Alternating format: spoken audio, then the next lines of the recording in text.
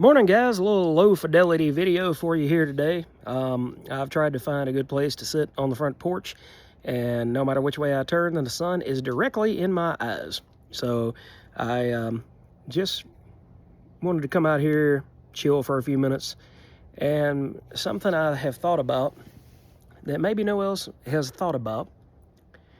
I really enjoyed the whole lead up to the Sentry back in 2000 with Paul Jenkins and Jay Lee, where they even had the fake the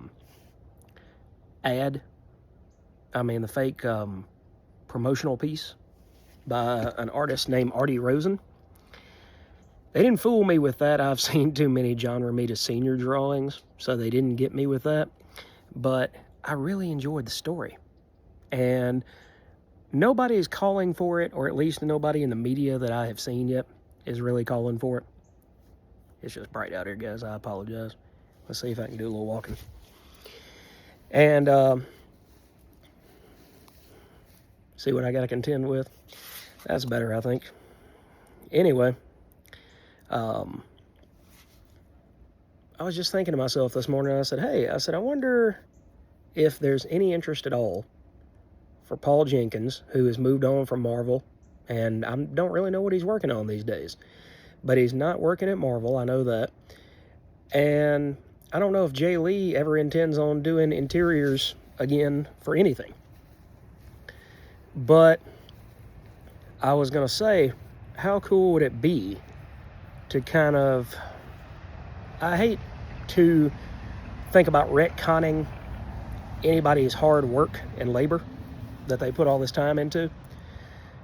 But how cool would it be to have an actual sequel from the original team of Jay Lee on art and Paul Jenkins on words, so that we could get a continuation, especially in Marvel Knights, which seems to have a resurgence these days, of what made that first series so special in the first place. Which I think part of was the creators. I think that without the original creators, the Sentry kind of loses something. There we go. I finally found some shade.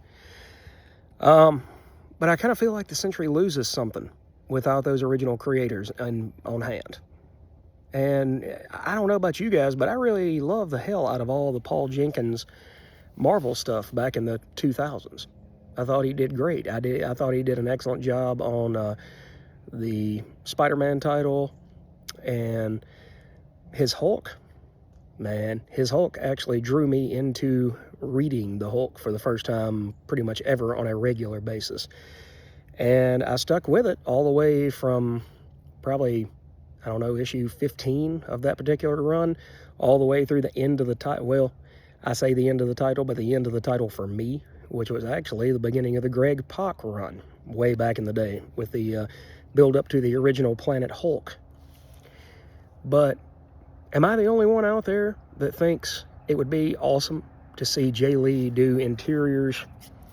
I know he did those two shorter series from Image within the last couple years, but to see him come back on a superhero property at least one more time, how cool would that be to see him come back on the Sentry and tell another story or two about Bob Reynolds and how he's trying to overcome his addiction issues, how he's trying to become the best superhero that he can be, like he used to be before the Void and before all of his addictions took over. Maybe it's the psychologist in me that really enjoys that. But what do you guys think? Do you think that there's any more stories to tell with the original Sentry, or should we just move on and maybe create another Superman for Marvel besides Hyperion or the Sentry or any of that? This shirt is all janky today. I told you it was going to be a lo-fi video. There is no production value in this video, so if you're looking for production value, look elsewhere.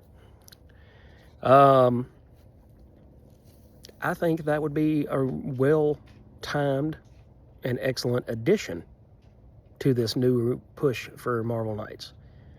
I think that would actually work towards its advantage. So what do you guys think? Let me know in the comments, and hit me up, and I'll be looking for a new video soon.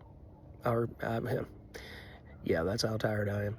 You guys can look for a new video coming soon. You guys have a great day, and I'll catch you next time.